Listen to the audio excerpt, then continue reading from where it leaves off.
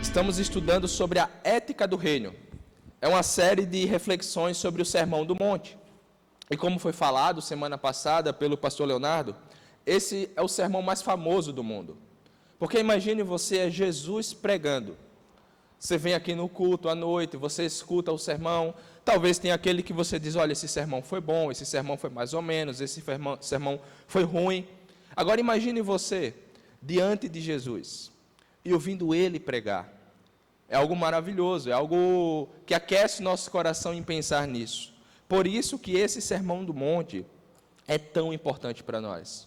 E a ideia de ética do reino é que ele vai mostrar como um discípulo, como alguém que segue a Jesus, precisa caminhar nesse mundo, precisa caminhar. E eu quero fazer algumas perguntas dentro dessa aula, na de hoje, e eu vou contar com a participação de vocês. Eu sei que nem todos estavam aqui semana passada, mas o que é que você lembra da aula passada? O que é que te marcou? Algo que você diz, olha, isso eu consigo lembrar porque isso eu anotei, ou isso eu fiquei pensando. O que é que você lembra da aula passada? Nós somos pobres de espírito, e o que isso quer dizer?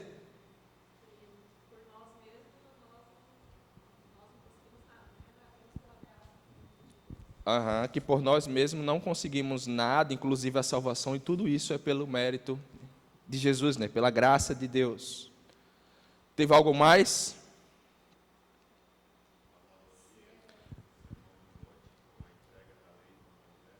Analogia do Sermão do Monte com a entrega da lei para Moisés. Ser manso e humilde. O pastor Leonardo ali olhou e disse, está vendo? O professor aprendeu agora. Mas é isso, pessoal, é algo belo o Sermão do Monte. E eu quero tentar relembrar, primeiro, a definição do que é ser bem-aventurado. Alguém lembra o que é ser bem-aventurado? Ser feliz, alegre, manso, humilde, de espírito, ok. Mas, em geral, bem-aventurado quer dizer mais do que felicidade. É alguém que é aprovado por Deus. É alguém que consegue ser manso e humilde diante dos olhos de Deus. Então, Deus olha para aquela pessoa que é mansa e humilde e diz, essa pessoa está aprovada. Então, bem-aventurado não é só a felicidade, mas essa pessoa fica feliz quando ela consegue ser mansa e humilde, porque o Senhor aprova ela. E algumas considerações é que essas bem-aventuranças, elas são marcas de todos os cristãos. Todos que professam crer em Jesus. Essa é a marca, essas bem-aventuranças são deles. E todas essas bem-aventuranças devem marcar a sua vida. Então, quando você chega diante de alguém que é ímpio, que não teme ao Senhor, essa pessoa ela não vai ter condições de enxergar que ela é pobre de espírito, a não ser que o Espírito de Deus a convença. Mas alguém que teme ao Senhor e que já foi convencido do seu pecado, do juízo de Deus, essa pessoa sim consegue ter essa marca. Então ela é específica para os discípulos de Jesus. Todas essas bênçãos que contém no Sermão do Monte também são aproveitadas e desfrutadas por todos os cristãos. Por todos. E o Sermão do Monte, por fim, ele segue uma ordem lógica. E vamos ver isso hoje. Então, nada está desconexo aqui. A bem-aventurança lá no versículo 3, não está desconexa lá do versículo 10, e nem de todo o sermão. Vocês vão ver que tudo segue uma ordem lógica. Então, o Sermão do Monte, ele só pode ser vivido, lembrando vocês, no contexto de um relacionamento com a igreja, com Deus, com Jesus. Isso implica o quê? Que não vamos conseguir sozinhos. E a gente vai ver mais para frente sobre isso, mas é tendencioso olhar para o Sermão do Monte e sair com uma lista de afazeres. O que é que eu devo fazer? O que é que eu devo fazer? E não é só isso, porque aqui, como estamos vendo, o Sermão do Monte, ele só consegue ser vivido com Jesus. Com Jesus. E hoje eu quero convidar você a abrir sua Bíblia. Mateus, capítulo 5. Nós vamos ler do verso 6 até o verso de número 12. Acompanhe comigo o que diz a palavra do Senhor. Mateus, capítulo 5, do verso 6 até o verso de número 12.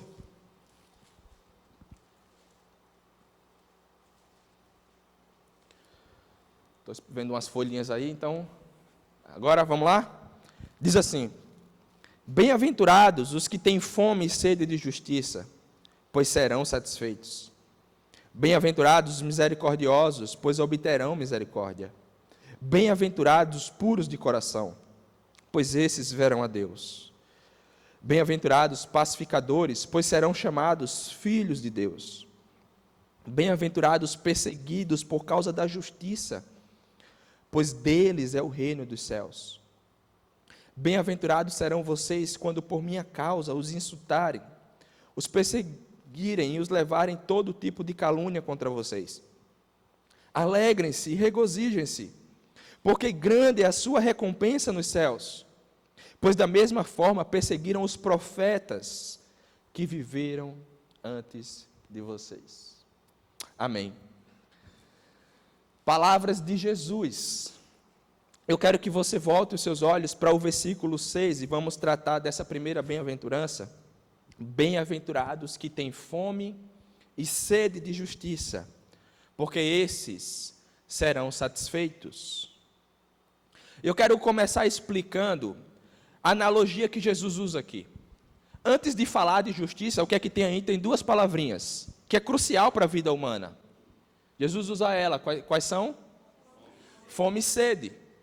Mas pense bem, para entender o texto bíblico, a gente precisa ter alguns pressupostos. Primeiro, o texto bíblico, a Bíblia em si, ela foi escrita numa cultura brasileira?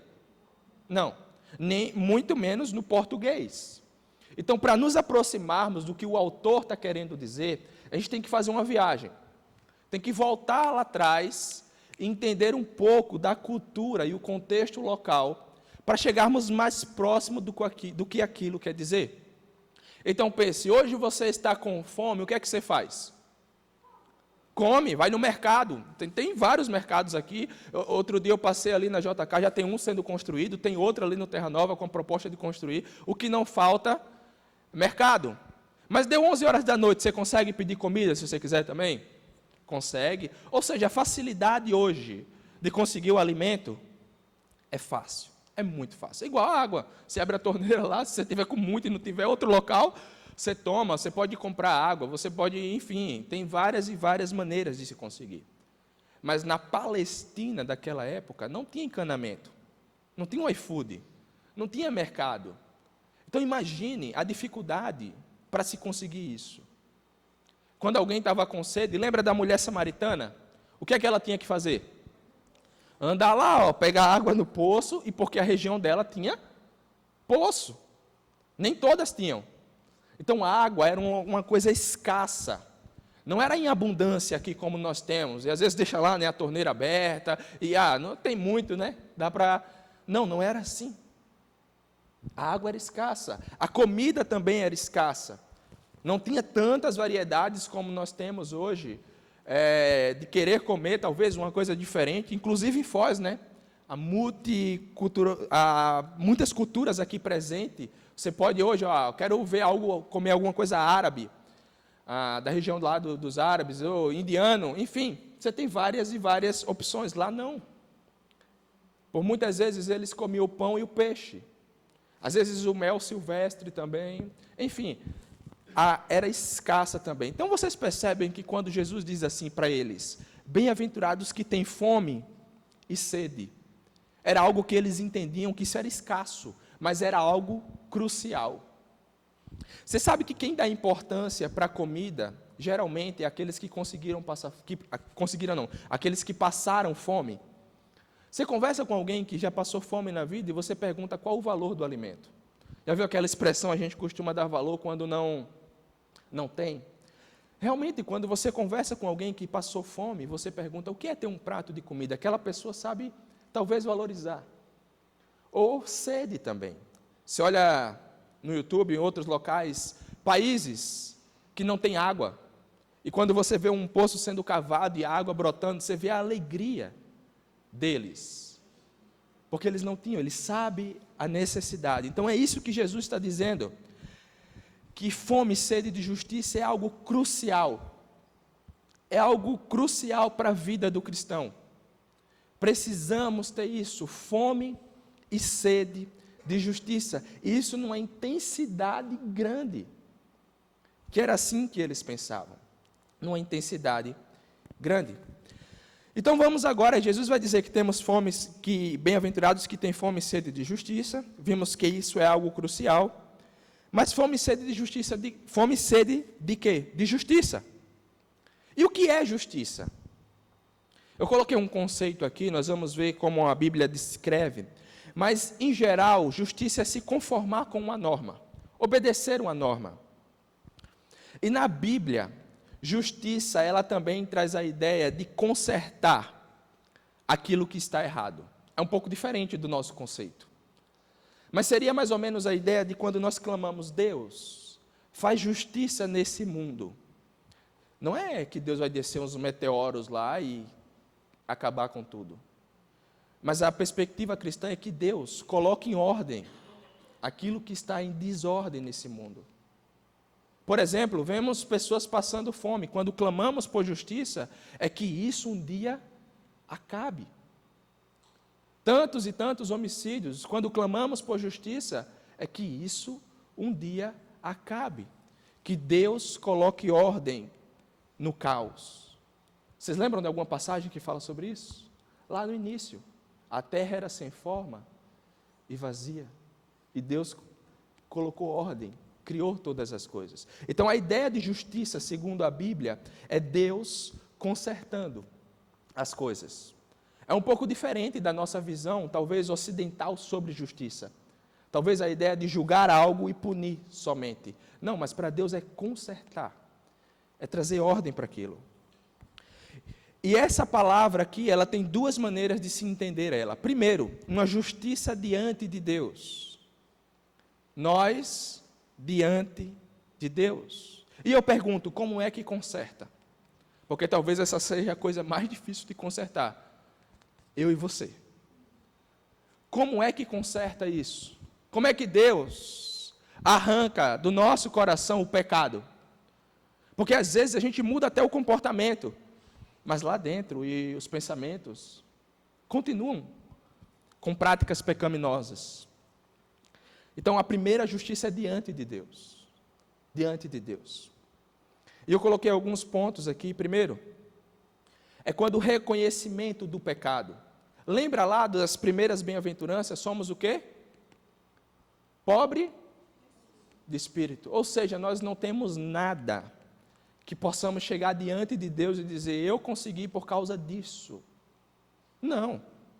Todos que vão chegar no céu diante de Deus, qual seria a situação deles? É olhar para o Senhor e se perguntar, por que o Senhor me escolheu? Porque pelos méritos, eu não conseguiria. Eu não conseguiria. Então é esse reconhecimento do pecado. Todos nós somos pobres de espírito. Não há ninguém que possa chegar diante do Senhor e dizer, eu consegui, está aqui minhas obras. E agora o Senhor me deve algo. Não há ninguém. Então essa justiça primeiro diante de Deus é reconhecermos o nosso pecado. É o nosso pecado. O quanto somos pecadores. O quanto somos pecadores. E Paulo ilustra bem isso lá em Romanos 7. Você não precisa abrir, mas Paulo vai dizer de uma batalha que ele trava. E talvez fosse a batalha pior de Paulo. Ele vai dizer com as seguintes palavras: o bem que eu quero, esse eu não faço. Mas o mal que eu não quero, esse sim, eu acabo cometendo. Eu pergunto para vocês, não é verdade que a gente às vezes quer fazer o bem? A gente sabe, por exemplo, quando alguém nos machuca e nos magoa, o que é que o cristão tem que fazer? Perdoar. Eu pergunto, isso é fácil? Não. Porque tem uma coisinha lá dentro que diz assim, olha, você vai perdoar essa pessoa? Será que realmente não é ela que tem que vir até você e perdoar? É isso que Paulo está travando, essa batalha, o bem que eu quero, eu sei que eu tenho que fazer isso, eu sei que a palavra me manda fazer isso, mas às vezes eu não faço, e o mal que eu não queria, eu acabo cometendo. Então esse reconhecimento do pecado é essa luta, também em querer fazer o bem, em saber o que temos que fazer, e não conseguir, Por isso, quando entendemos, bem-aventurados que têm fome e sede de justiça, são pessoas que clamam primeiro a sua justiça diante de Deus, e nisso entra uma oração por santificação.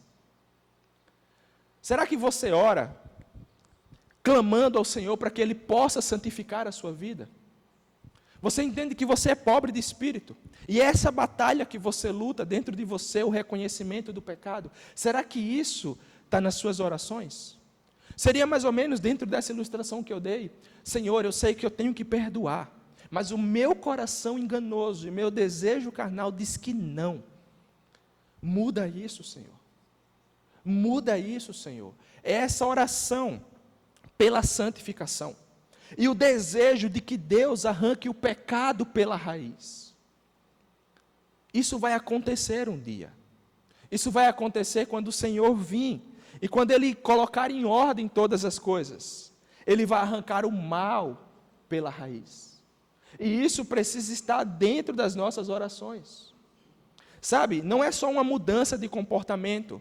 O Sermão do Monte, ele vai atingir o nosso consciente, o nosso subconsciente, os nossos desejos. E às vezes até o nosso comportamento muda, mas o desejo permanece. E o que Jesus está dizendo, bem-aventurados que têm fome de sede e de justiça, são aquelas pessoas que clamam, Deus arranca esse desejo pecaminoso, coloca em ordem isso que está em desordem na minha vida, faz justiça, seria a ideia de arrancar o mal pela raiz. Sabe, por exemplo, inveja, e talvez não é professado que se tem inveja, mas fica lá dentro, rancor, amargura, ódio, tantos e tantos sentimentos pecaminosos e que possam nos rodear. É esse desejo e esse clamor a Deus. Deus arranca isso, coloca em ordem o que está em desordem. Então essa é a primeira maneira de olhar para a palavra justiça, é Deus colocando em ordem a nossa vida. É isso. A outra maneira é quando Deus coloca em ordem o mundo. Então clamamos para que Deus coloque em ordem a nossa vida, mas também clamamos para que Deus coloque em ordem o mundo. Porque olhe como que está o mundo. E ele não está pior do que esteve há tanto tempo atrás. Sempre foi ruim depois do pecado. Sempre foi ruim. Sempre teve homicídio, sempre teve tantos e tantas maldades no mundo. Sempre teve. E o cristão que tem fome e sede de justiça, ele clama a Deus, Deus, coloca em ordem esse mundo. Quando passarmos e vermos atrocidades na televisão, nos jornais, em tantas redes sociais, a nossa oração, Deus, acaba com isso um dia. Coloca em ordem, porque alguma coisa está fora de ordem. Sabemos qual que é o motivo, é o pecado. Então são bem-aventurados aqueles que têm fome e sede dessa justiça. De que Deus restaure a sua vida, mas de que Deus também possa restaurar o mundo. De que o Senhor possa restaurar todo mundo. Imagine, irmãos, se quando você passa, por exemplo, num semáforo desse ou em qualquer outro lugar e você vê alguém com fome, isso dói no nosso coração. E a gente quer ajudar, mas a verdade é que a nossa ajuda é um paliativo. E vai resolver talvez naquele momento. Por isso, quando saímos, clamamos, Deus, que o Senhor possa restaurar esse mundo e que um dia isso acabe. Então são essas duas maneiras de se enxergar a justiça. Deus colocando em ordem a nossa vida, mas Deus também colocando em ordem o mundo. E deixa eu te perguntar, olhe para o seu texto bíblico, ainda no verso 6. Qual que é a promessa para essas pessoas? Eles serão o quê? Eles serão fartos. Eu pergunto, isso vai acontecer? Sim, essa é a promessa. Eles serão fartos, eles serão saciados. Esse desejo que eles têm de colocar em ordem, que Deus coloque em ordem a sua vida e o mundo, isso vai acontecer. Isso vai acontecer. Sabe que diferente de qualquer, talvez, filme, que você está lá no início e você não sabe o final, a nossa história nós sabemos. Porque nós temos a palavra do Senhor, e lá no final diz que o Cordeiro venceu. Que Jesus irá vir e restaurar todas as coisas. Isso é diferente, porque nós podemos ter essa certeza, como Ele está prometendo, vocês serão satisfeitos. Eu irei arrancar o mal pela raiz, eu irei consertar todo mundo. Essa fome, essa sede por justiça que vocês têm, eu vou atender. Vocês serão saciados. Meus irmãos, que bênção é isso. Que bênção que saber que, mesmo clamando e às vezes não vendo acontecer, um dia, quando o nosso Senhor voltar, isso vai acontecer. O nosso desejo pecaminoso irá sair. E nós não vamos olhar para Deus e perguntar, Deus, por que isso ainda existe? Iremos olhar para o mundo e não iremos ver mais essas maldades. Um dia isso irá acontecer, nós seremos saciados. Saciados. E olha, quando entendemos isso sobre justiça, agora a outra bem-aventurança faz mais sentido. Olha o 7. Bem-aventurados misericordiosos, pois esses obterão misericórdia. Então, quando você entende que Deus vai restaurar a sua vida e Deus vai restaurar o mundo, o que é que você faz se não exercer misericórdia com o outro? Ao olhar, talvez como eu usei o exemplo de alguém que te fere, eu pergunto, essa pessoa merece misericórdia, sim ou não? Irmãos, sabe quem merece misericórdia na vida? Ninguém. Porque a misericórdia, ela não está associada aos nossos afazeres, não é por merecimento. A misericórdia é você estender graça por alguém que não merece. Afinal, não foi isso que Deus fez conosco? Você e eu merecíamos misericórdia? E por que Deus nos deu? Porque ela não diz sobre o outro, é sobre nós. Entende? Nós não exercemos misericórdia por aquele que merece, mas exercemos misericórdia porque assim é o nosso Deus. Então, bem-aventurado os misericordiosos. Os misericordiosos. Então, deixa eu ler para vocês aqui, preste atenção nessa frase, diz assim: embora devamos descobrir qual profunda é a nossa necessidade, lá, somos pobres de espírito, Deus não deseja que nossa vida fique paralisada por nosso senso de sermos necessitados. Em vez disso, Ele quer que nos esqueçamos de nós mesmos e nos voltemos à sua justiça, à sua retidão, pelos méritos de Cristo. E havendo encontrado a sua justiça e a sua retidão, que nos voltemos agora àqueles que carecem de misericórdia. Deixa eu te explicar. Estamos olhando que somos necessitados, não conseguimos, mas iremos agora cruzar os braços e dizer, tá bom, eu sou assim mesmo, eu sou ruim, eu sou um pecador, então vou viver a vida. É isso que Deus quer? É que olhando para isso, entendendo a justiça de Deus, que agora possamos exercer misericórdia com o outro. Com o outro. Então, quando alguém te machuca, a nossa atitude não é esperar simplesmente que ele venha e se jogue no chão, e lamente, e pranteie, para que a gente possa dizer assim, está perdoado, pode ir agora em paz. Não. É mesmo não merecendo, eu olhando para ele, dizendo, eu te perdoo, eu exerço misericórdia na sua vida. Então não é esperar a ação do outro, porque a misericórdia não tem a ver com merecimento. Mas afinal, olhando para isso que eu estou falando, qual o texto bíblico que mais descreve a misericórdia? Vocês vão se lembrar. Qual que é um texto bíblico que explica bem sobre a misericórdia? Teve um EBD sobre esse texto. Como? Quase, não. Nossa, depois eu vou postar lá para vocês verem no YouTube de novo. O bom samaritano. Vocês lembram dessa parábola? Que Jesus fala do bom samaritano? que certo homem vem, ele é roubado e batem nele, ele fica quase desfalecido ali, jogado à beira da estrada, e primeiro vem um sacerdote, e o que é que o sacerdote faz? Passa longe, ele olha assim, diz, opa, isso aí não é comigo não, e toca o barco, né? Aí vem o levita, então o levita vai, agora o que é que ele faz? Ele vai atender o homem? Ele também. E aí vem o bom samaritano, alguém que para os judeus era ruim. Lembra que os judeus, desculpa a palavra, mas eles oravam todo perto do meio-dia, virando as mãos para Samaria e agradecendo a Deus porque eles não eram um cachorro e nem samaritano. Eles olhavam para aquelas pessoas como a escória, ruim mesmo. Mas é o bom samaritano, que chega diante do homem e atende aquele homem. E vamos lá, vamos fazer mais um exercício. O que é que o bom samaritano faz com aquele homem? Limpa as feridas, leva para uma hospedaria, paga a hospedaria, pensa mais, volta para ver como é que ficou. Vamos pensar agora nas suas emoções. O que é que fez ele fazer isso? O que é que motivou ele a fazer isso? Misericórdia, mais, como? Compaixão, empatia,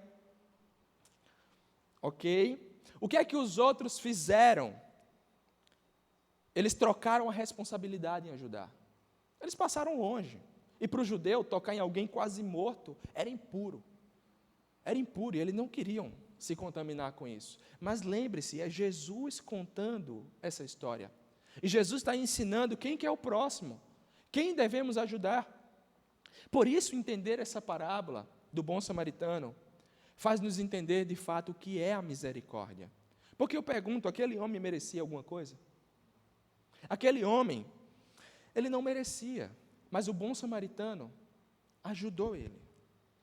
E olha que na igreja primitiva, tem um teólogo, Sinclair Ferguson, ele vai dizer o seguinte: não é de admirar que na igreja primitiva costumasse pensar no próprio Jesus como o bom samaritano. Olha isso. A igreja primitiva olhava para essa parábola e eles colocavam quem? Jesus. Ao se deparar com pessoas quebradas e feridas, Jesus não terminou de os quebrar. Ele os curou.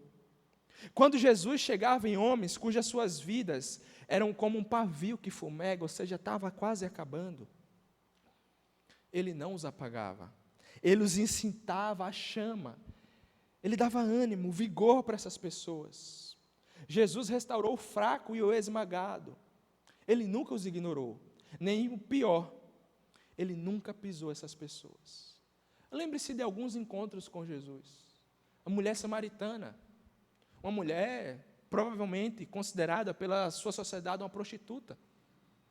E o texto bíblico diz que era-lhe necessário passar por ali. E Jesus conversa com aquela mulher e ela sai saltitante de alegria. Alguém que nem o próprio povo dela queria estar perto, muito menos os judeus. Mas Jesus restaura aquela mulher. Lembra do endemoniado? Jesus restaura também. Tantos e tantos outros que se encontraram com Jesus e Jesus reanima. Jesus exerce compaixão. Por isso que a igreja primitiva olhava para Jesus e o considerava o bom samaritano. Aquele que limpa as feridas, como vocês falaram, motivado por compaixão, motivado pelo amor, pela misericórdia. Pela misericórdia.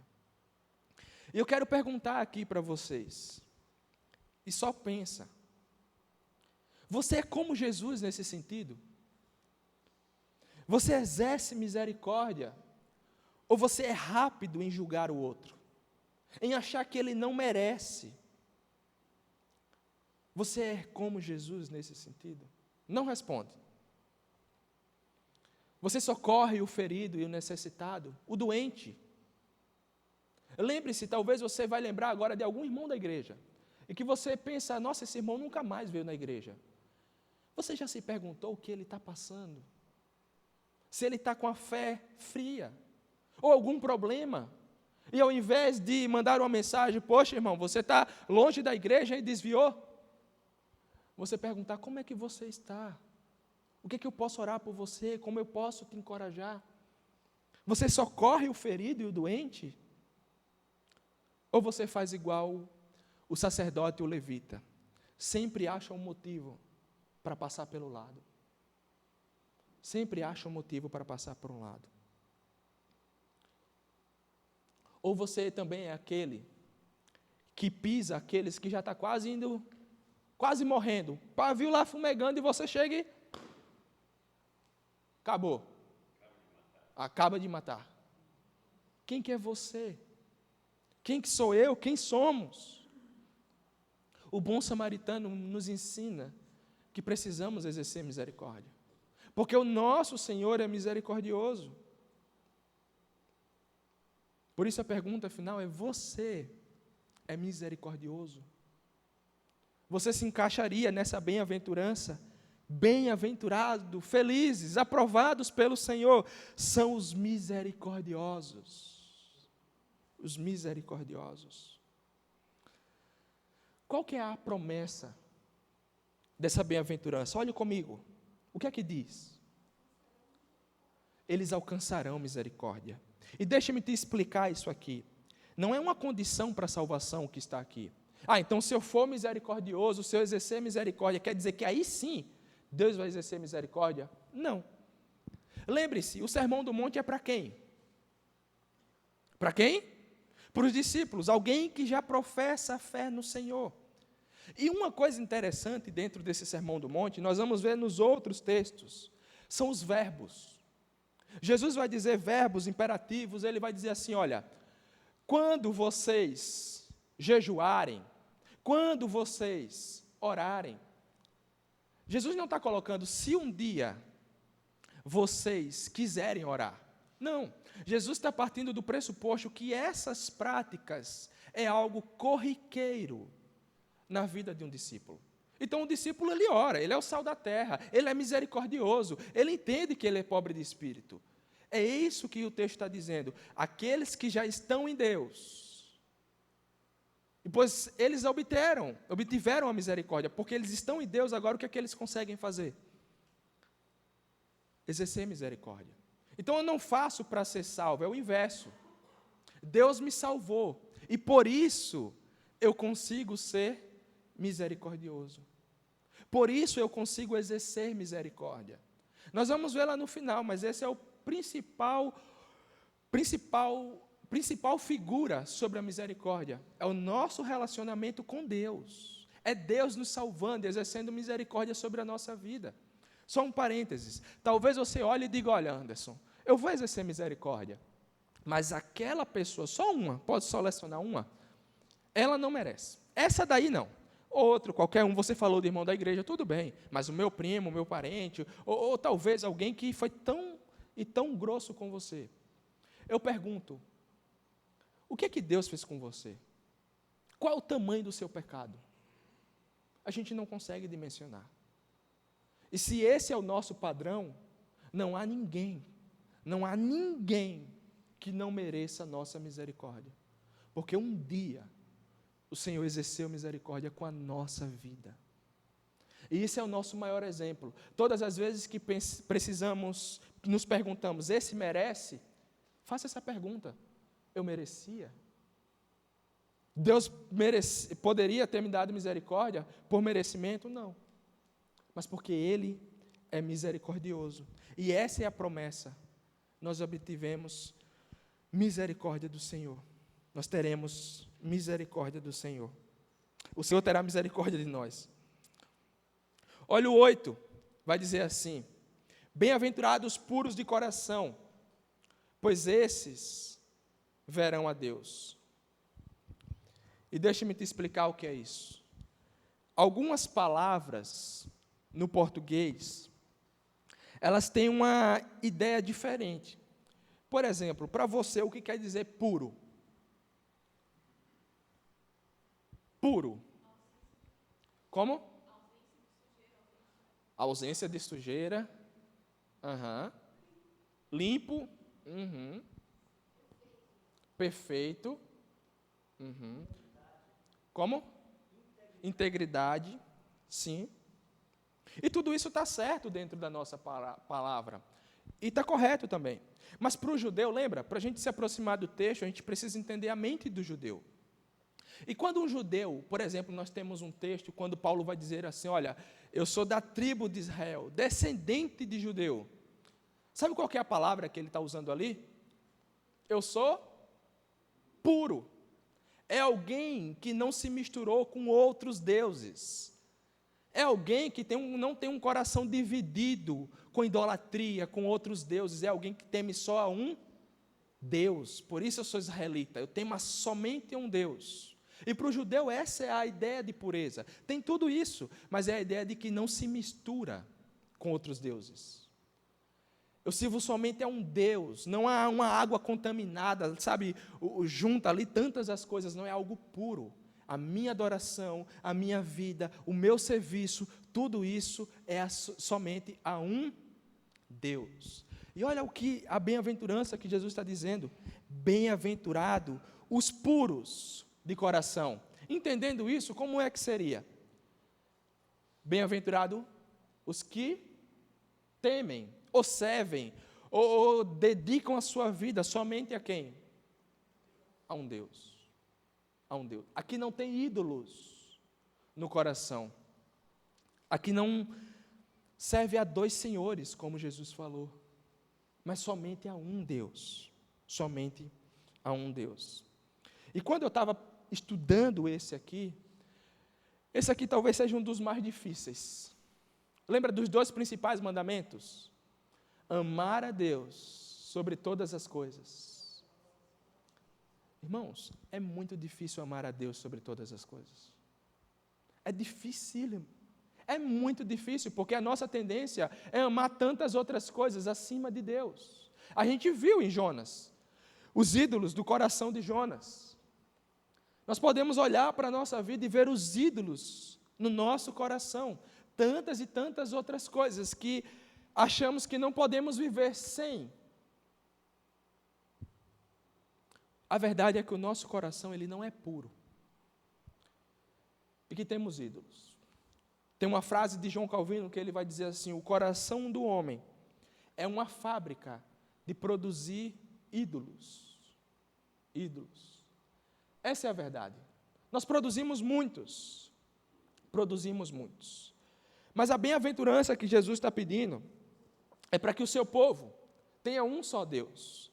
Para que eles mantenham o seu coração devoto unicamente a um Deus. Que eles sirvam somente a um Deus. É que todo o seu pensamento, todo o seu coração, toda a sua motivação, seu desejo, suas emoções, tudo isso esteja devoto simplesmente e unicamente a um Deus. Só ao Senhor. Eu pergunto, quem? Esse é um daqueles que eu olhei assim, Deus, então tá. Quem que vai conseguir fazer isso? Quem que vai conseguir fazer isso? Mas há uma promessa, e nós vamos ver esse aqui, a explicação mais certa, lá no final. Mas olha a promessa. Qual que é a promessa desses puros de coração? Eles verão a Deus. Imagina, irmãos, você diante do Senhor e o Senhor diz assim, olha, se você nenhum dia na sua vida, se nenhum dia você adorou outra coisa, aí você vai me ver. Quem que passa nessa prova? Ninguém. Ninguém. Mas a ideia aqui é o que Paulo vai escrever em Coríntios. Nós vemos Deus como num espelho embaçado. Nós não conseguimos ter uma visão de quem Deus é perfeita. É manchada pelo nosso pecado. Pelos ídolos que há no nosso coração, a verdade é que não temos pureza de adorar somente a um Deus. Por isso, não conseguimos olhar para Deus e ver Ele como que Ele é. Não conseguimos. Mas a promessa para aqueles que são puros de coração é que eles verão de fato. Chegará um dia que não será mais embaçado. Que pelos méritos de Cristo, poderemos ver ao Senhor. E lembra que uma promessa, que as bem-aventuranças estão todas conectadas. Lembra da justiça? O que é que Deus vai fazer? Ele vai corrigir, ele vai arrancar o quê? Inclusive os ídolos, que nos impedem de ter um coração puro. E quando Jesus fazer isso, o que é que vamos conseguir ver? A Deus. A Deus. Quando a gente olha para essa bem-aventurança, bem-aventurado aqueles que não se contaminam com outros deuses, aqueles que não têm ídolos, porque esses verão a Deus, a gente lembra disso, da justiça. Então, Deus, um dia isso vai acontecer. Um dia eu vou ver o Senhor claramente, e não com os meus preceitos, meus pensamentos, a maneira que eu acho. Um dia eu irei ver Deus de maneira perfeita e plena, porque Deus vai fazer justiça, arrancar o pecado. Então vou ser puro. Eu terei só um Senhor, um só Deus. O meu coração estará devoto somente a Ele, a Ele. E aí por isso eu verei a Deus. Por isso eu verei a Deus. E Jesus continua. Outra bem-aventurança, bem-aventurados pacificadores, pois esses serão chamados de filhos de Deus. Esse é mais simples de entender, porque ser um pacificador é alguém que busca a paz. E lembre-se que o Sermão do Monte, ele está falando da sua prática também, mas ele está falando da vida espiritual. Primeiro, essa paz que os pacificadores buscam é a paz com quem? Com Deus. E a ideia de ser pacificador é alguém que está promovendo isso. Alguém que está promovendo a paz. E isso implica que os pacificadores são pessoas que falam desse amor de Deus, de quem Deus é, para outros que ainda não o conhecem, para que essa paz entre eles possa acontecer. Em resumo, é o evangelismo. É o pregar o evangelho, para que outros que estão em inimizade com Deus, onde Deus está irado com o pecado deles, eles possam alcançar o quê? A paz. Então nós alcançamos, e oramos, e praticamos, pregamos, para que outros também possam alcançar essa paz. Por isso pregamos o evangelho, não é isso? Para que pecadores possam se render aos pés de Jesus, para que as pessoas abandonem os seus maus caminhos por Jesus e possam se render ao Senhor. E essa é uma das maneiras de enxergar os pacificadores. Mas a outra é que essas pessoas também elas buscam a paz com o outro. A paz com o outro. E não só com o outro, mas a paz à sua volta. Irmãos, você já viu quando você é criança e às vezes o pessoal brinca, né? Quando está lá, junta dois aqui, ó, quem cuspir primeiro ganha, né? E um cospe, pega no rosto do outro e ali começa a briga. Tem alguns lembrando, né? Preste atenção. Depois que a gente converte, a gente não faz isso mais, tá? Olhe, cuidado. Nós buscamos a paz. Duas pessoas que estão inimizadas, brigadas, ou às vezes num momento de confusão. O cristão é diferente. O cristão ele não promove a guerra, a briga, a ira. Não. Nós promovemos o quê? A paz. Porque lembra, quem que Jesus é? O príncipe. Porque o nosso Senhor preza por isso, Ele é assim. Então, no momento da confusão, nós não vamos ser aquele que vai chegar, ei, vai deixar, é? Olha, se fosse eu, não deixava, não. Como podemos resolver isso? O que é que eu posso fazer para que a paz possa acontecer? Esses são os que serão chamados do quê? Mas olha a promessa, eles serão chamados de quê? De filhos de Deus. Essa é a promessa. É quando as pessoas, no meio da confusão, verem você chegando e dizendo, opa, ele vai vir para resolver. Ele não vai defender nenhum lado, ele vai resolver o problema. Vai resolver. Sabe como isso é interessante, de uma maneira prática? Talvez no seu trabalho é um local tenso, ou não, se você tem um privilégio. Mas acontece que muitas pessoas vivem na tensão do trabalho, da vida, da família. Talvez alguns tenham um grupo familiar que um sai depois da briga, depois entra de novo. Enfim, a verdade é que há momentos na vida que temos tensão. Mas quando exercermos a paz, quando somos pessoas que buscam a paz, essas pessoas no momento da angústia, da aflição, sabe quem eles procuram? O cristão. Os que são chamados o quê? Filhos de Deus. Talvez eles ignorem, talvez eles não deem atenção, mas no momento que apertar ali, eles vão correr para um lado. E geralmente eles procuram. Não, eu queria conversar com você, porque eu vi que você não está nem para lá, nem para cá. Eu queria que você me ouvisse, desse algum conselho, ou talvez orasse, porque as pessoas reconhecem os filhos de Deus. Os filhos de Deus. Diferente do que se prega, os filhos de Deus não são reconhecidos pela roupa. Você já viu isso, né? Se não vem com a roupa, já viu aquela expressão, vou domingo e vou usar o quê? Uma roupa de ver Deus. Algumas pessoas falam isso. Não é pela roupa. Não. É pela nossa vida. Pessoas que buscam a paz à sua volta. À sua volta. Então, até aqui, as bem-aventuranças, nós conseguimos sorrir, dizer, opa, eu quero ser isso, eu quero isso na minha vida. Mas olha agora comigo do versículo 9. 10, quer dizer, desculpa, o 9 passamos. Bem-aventurados os perseguidos por causa da justiça, pois deles é o reino dos céus. Aí quando chega nesse, diz, tá, mas nesse aqui não, né? Quem aqui quer ser perseguido? Ninguém. E perseguição, achamos que quer ser, Aline? Não, né? Perseguição, achamos somente que acontece naqueles países onde não pode se pregar o Evangelho. É óbvio que não. A perseguição lá, de maneira mais severa, a ponto de tirarem a vida. Mas Jesus, ele vai falar, e olha o que diz o verso 10, ainda falando sobre isso. Bem-aventurados serão vocês quando por minha causa os insultarem, os perseguirem, levarem todo tipo de calúnia contra vocês. Vamos falar até aqui. Então, esse é como se fosse o clímax das bem-aventuranças. É o ponto máximo. Imagine, tudo isso acompanha, é um pacote. Quando você compra isso aqui, você não pode escolher. Olha, isso aqui não, isso aqui vem completo.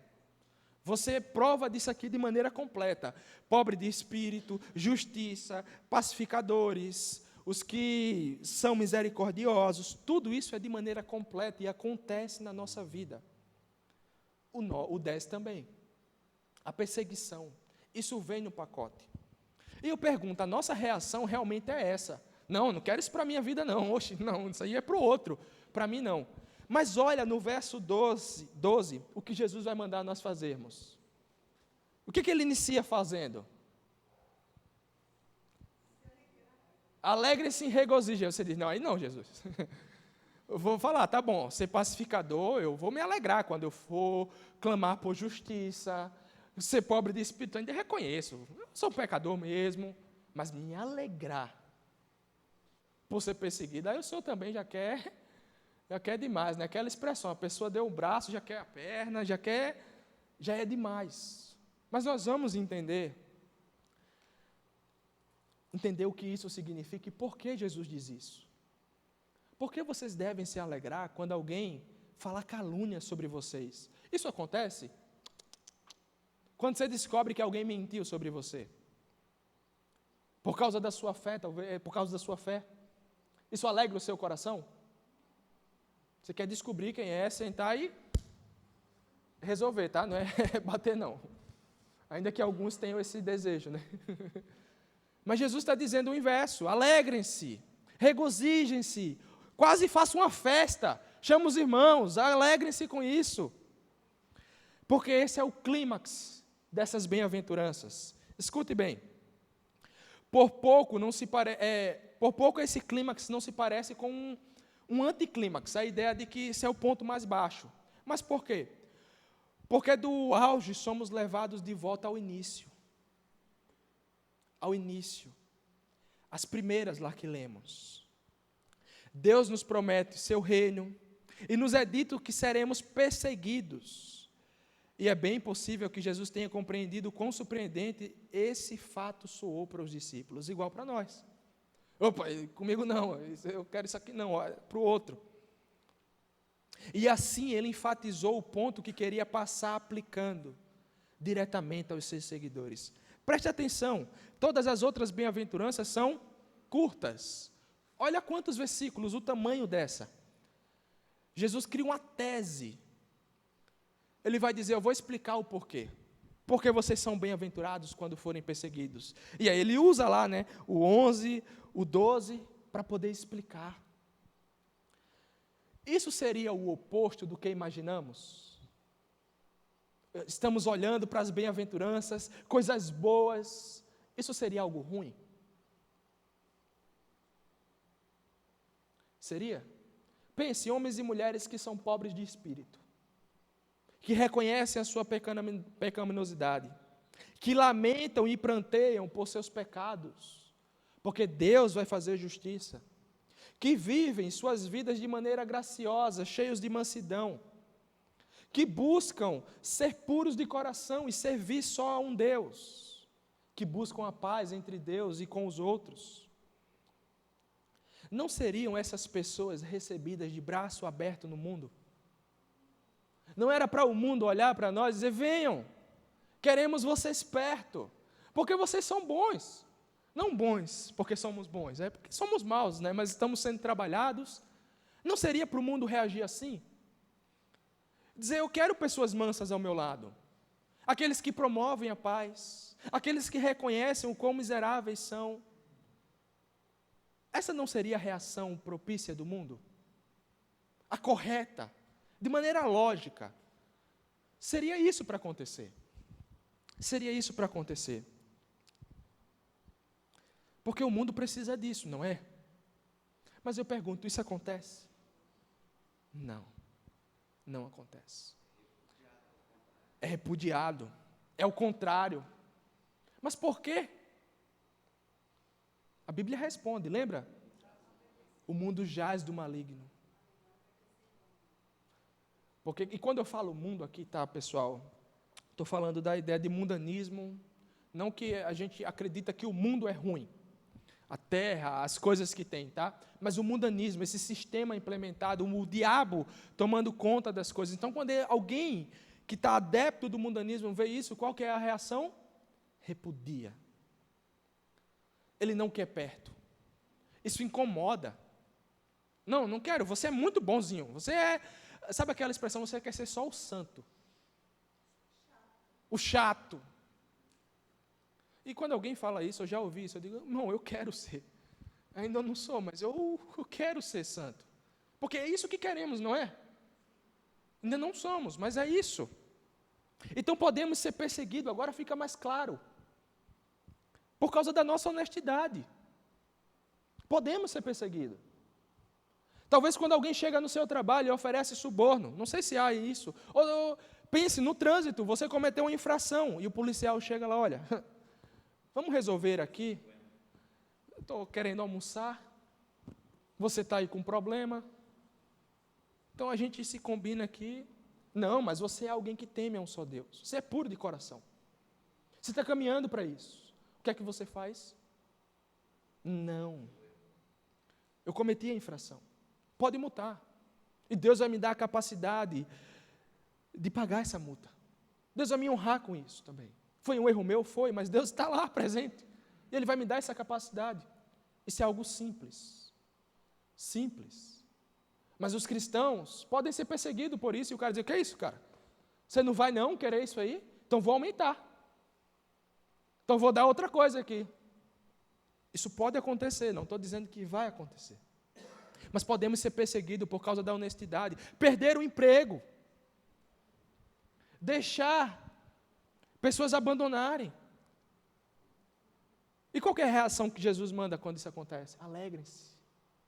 Alegrem-se. Pela nossa bondade. Podemos ser perseguidos pela nossa compaixão. Por que você está ajudando essa pessoa? Ela não merece isso não, ó. Ela escolheu estar aí.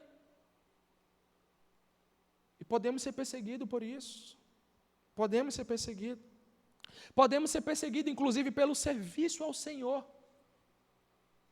Por estarmos, e esse o serviço ao Senhor se aplica também àqueles que estão pregando em outro local que não é aceito. Podemos ser.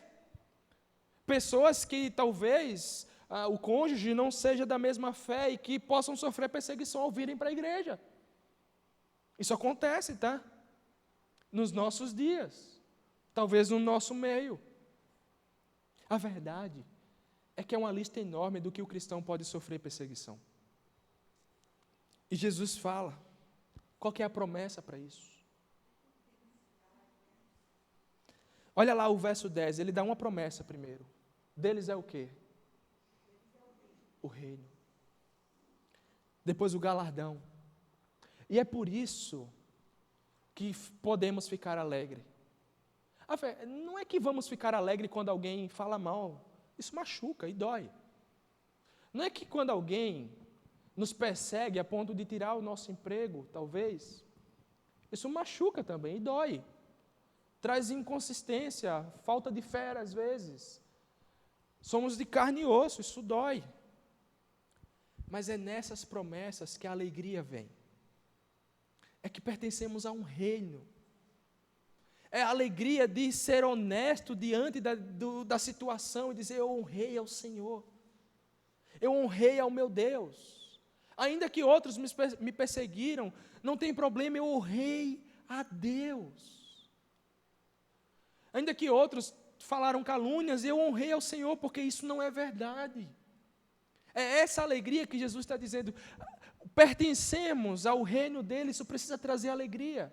Lembra que em certa ocasião Jesus envia os discípulos, eles saem pregando, curando, e os discípulos voltam pulando de alegria, dizendo, Senhor, em teu nome expulsamos demônios, fizemos milagres, e Jesus fala para ele, contudo, não se alegrem simplesmente por isso, mas se alegrem por ter o nome de vocês escrito no livro da vida. Essa é a nossa alegria, é esse o motivo que alguns vão olhar, mas você está triste? Mas estou alegre, é agridoce. Ao mesmo tempo eu estou triste, porque isso machuca, mas eu estou alegre, porque eu honrei ao Senhor. Então esses são bem-aventurados, e lembre-se, são aprovados por Deus. No momento da perseguição, no momento que as pessoas falarem tudo isso, irmãos, pense que a alegria é alguém sofrer perseguição pelo nome de Jesus, pelo nome de Jesus, pela fé em Jesus. Talvez não conseguimos olhar assim, mas é honroso, e é isso que os discípulos entenderam, eles entenderam isso, a ponto de sofrerem perseguição disso tudo aqui, ó, pela honestidade, pela bondade, pela compaixão, pelo serviço, com eles foi até a morte. Você lembra, por exemplo, de Pedro, que negou a Jesus? Na hora da sua morte, lembra o que Pedro fez, vocês sabem? Iam crucificar ele, sabe o que ele pediu? De cabeça para baixo, conta a história. Por quê? Digno de morrer igual ao seu Senhor. Não sei, Pedro estava com medo, mas talvez morrendo alegre. O agridoce, sabe? Estou morrendo por Jesus. E qual que é a promessa? O seu reino. O seu reino. Era esse o pensamento dos discípulos. Por isso, eles viviam alegres diante das perseguições. E caminhando aqui, para encerrar, tenho mais uma pergunta. Olhando para tudo isso, qual que é o propósito do Sermão do Monte? Olhando para tudo isso que vimos na primeira aula, nessa segunda aula, qual é o propósito do Sermão do Monte? Esmagar a gente? Calma aí. Qual que é o propósito? Como? Nos moldar.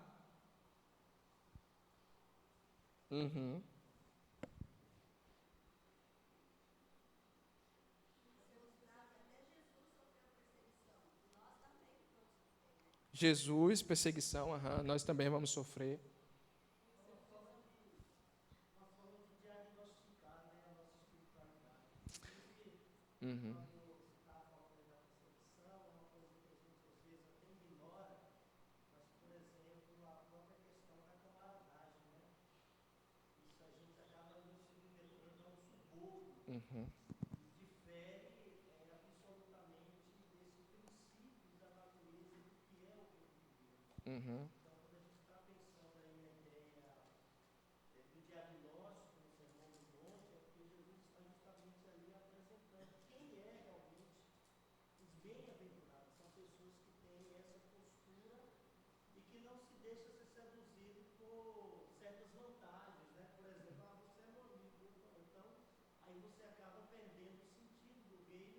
Uhum.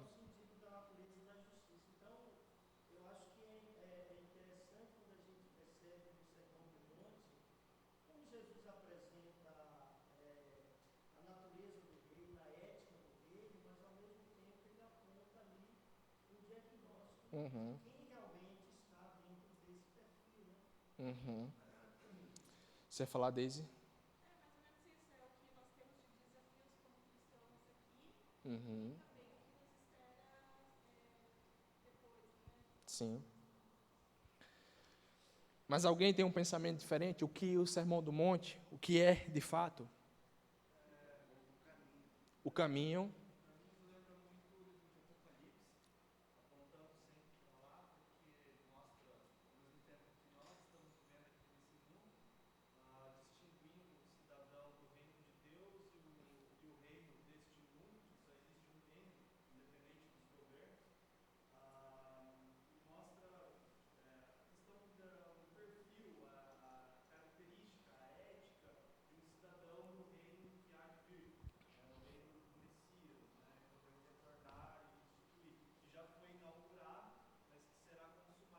Uhum. Uhum. Acho que esse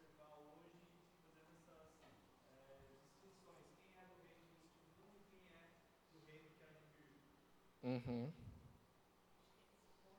do Monte, o modelo de Cristo é muito mais alto do que a gente possa alcançar. Uhum. O modelo ideal a gente não pode alcançar.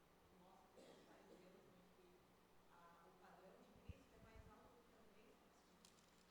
Uhum. Às vezes a gente põe um modelo, né? Como você falou, a roupa certa, um comportamento correto, mas o padrão de Cristo não é na roupa limpa. Uhum. E isso é interessante. Também a nossa incapacidade de cumprir isso, porque na Uhum. verdade Jesus cumpriu Uhum. isso, né? Porque ele cumpriu, nós estamos debaixo dele, né? Agora, se você tentar, pelo teu esforço próprio, você não vai conseguir. Exatamente. Olha, a gente tem a tendência de olhar para o Sermão do Monte como moralistas. E de pensar agora, porque a verdade, pessoal, é se nós somos colocar na régua, quem que passa? Ninguém. E tem um versículo que resume todo o Sermão do Monte. Todo o Sermão do Monte. Olha aí comigo, Mateus 5:20. Olha o que diz. Isso aqui vai resumir todo o Sermão do Monte, a ideia de Jesus. Diz assim: pois eu lhes digo que se a justiça de vocês não for muito superior à dos fariseus e mestres da lei, de modo nenhum entrarão no reino dos céus. Eu explico. Talvez a gente olhe para o Sermão do Monte e diga assim: eu preciso orar mais para fazer isso. Eu pergunto a vocês: quem que orava mais, nós ou os fariseus? Os fariseus, eles oravam várias horas por dia. Várias horas por dia. Ah, eu preciso ler mais a Bíblia. Entenda, tudo isso é bom, tá? Mas como uma ideia moralista, para conseguir algo. Quem que lia mais a Bíblia? Nós? Os mestres, eles tinham decorado. Desde pequeno, eles liam, reliam, eles sabiam citar de cor. Ah, eu preciso jejuar mais. Quem que jejuava mais? E Jesus está dizendo assim, olha, se a justiça de vocês não exceder a deles, vocês não vão entrar no reino dos céus. Eu pergunto, Jesus está falando de práticas? Não, porque a nossa não excede. O termo justiça, lembra? É olharmos para Cristo agora. Esse é o propósito, esse é olhar para o Sermão do Monte, ser diagnosticado e dizer assim, Senhor, eu não consigo. E aí, quando que a nossa justiça vai exceder a deles? Nunca. Mas há um que cumpriu tudo e por meio da sua justiça, excede a deles. E não pelas práticas, mas pelo um coração puro. Um coração onde a justiça do Senhor vai reinar. Pessoas pobres de espírito. Pessoas que são perseguidas e se alegram. Por causa de Cristo. No final, o Sermão do Monte nos leva a olhar para Jesus. Porque ele também foi perseguido. Ele foi caluniado. Ele sim era puro de coração, ele não negociou sua adoração a Deus. Ele era misericordioso. É como se Jesus estivesse fazendo assim: deixa eu falar de mim, e vocês vão ouvir quem eu sou. E eu quero que vocês façam isso também. Mas lembre-se, esse 5:20, Jesus está dizendo: vocês não vão exceder a justiça deles, mas pelos méritos de Cristo, podemos entrar no reino dos céus. Por meio de Jesus, podemos entrar no reino dos céus. É por meio dele que conseguimos ser misericordiosos. Por causa de Jesus. Por isso que isso pesa. Quando a gente olha para alguém que não merece a misericórdia, a gente vai olhar para quem? Para Cristo e dizer: não, esse eu vou ter que ser misericordioso, porque Cristo foi comigo.